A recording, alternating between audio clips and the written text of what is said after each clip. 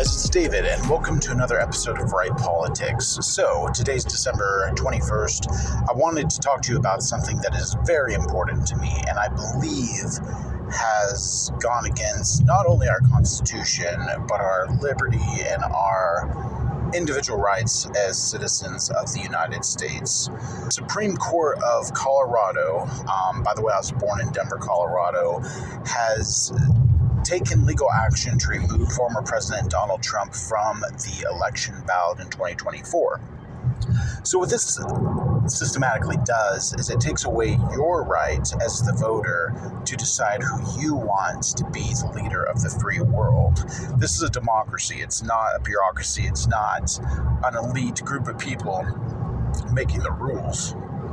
What this is the founders created a framework to where individuals can choose their leaders. So when you take a state as big as Colorado, and with the electoral college delegates that they have, and just completely remove them from a ballot, it's unimaginably against our democracy. So Democrats always say that Trump's going to end democracy, but every legal action that they are taking is ending our democracy. I said in our last video, we're living in a banana republic.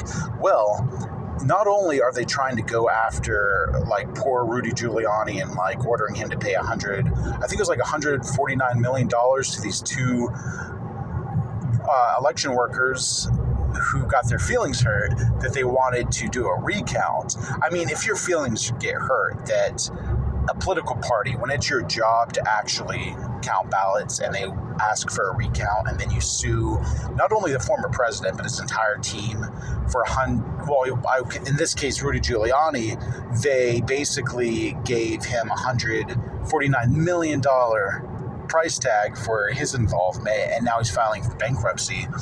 It shows that it doesn't matter what they say, their actions are ending democracy. When you remove a presidential candidate who's a very popular president, there's already been all of this stuff coming out about stuffing ballots in 2020. There's videos coming out about stuffing ballots. I mean, I watched the footage when in the state of Georgia, a woman got from under a table 6 containers, Tupperware containers of ballots, and manually entered them after the cutoff date. I mean, all that stuff shows fraud, and it screams of fraud. Any politician in their right mind would ask for a recount. What Trump did is he said, "Find me 20,000 votes." Well, it was the way that he said it that sounded like there could have been criminal intent according to the Democrats. But it's just the same as George Bush saying, like, let's do a recount. And can you imagine if the Gore party went after George Bush for asking a recount in Florida, which ultimately the Supreme Court decided the election?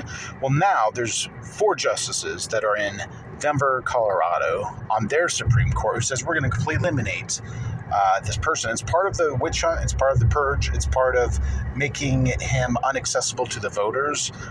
Listen, Joe Biden, who has supposedly been the most voted for president, 81 million votes in the United States history, who's also tanked the economy, is like supposed to be the most famous and supposed to be the greatest elected popular president in American history.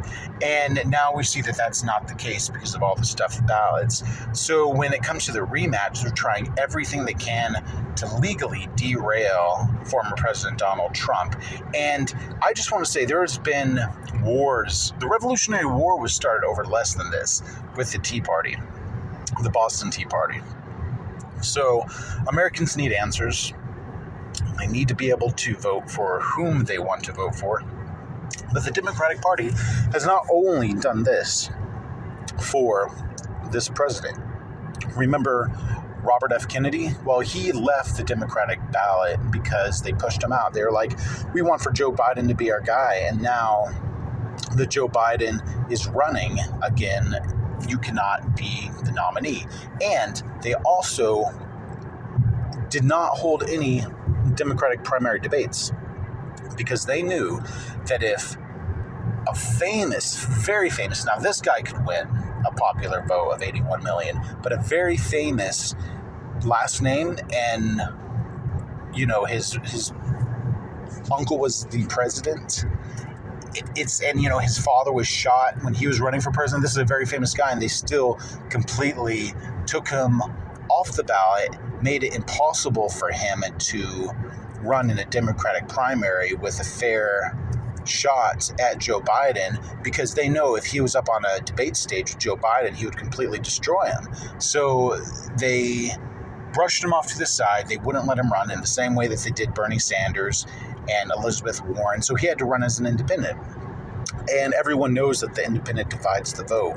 So it's going to be very difficult for Joe Biden to be reelected because he's only polling at 24% among independents. So they could go for Trump or Robert F. Kennedy. But you have to understand, this is not something that is new in the Democratic Party, but a lot of these bias never passed,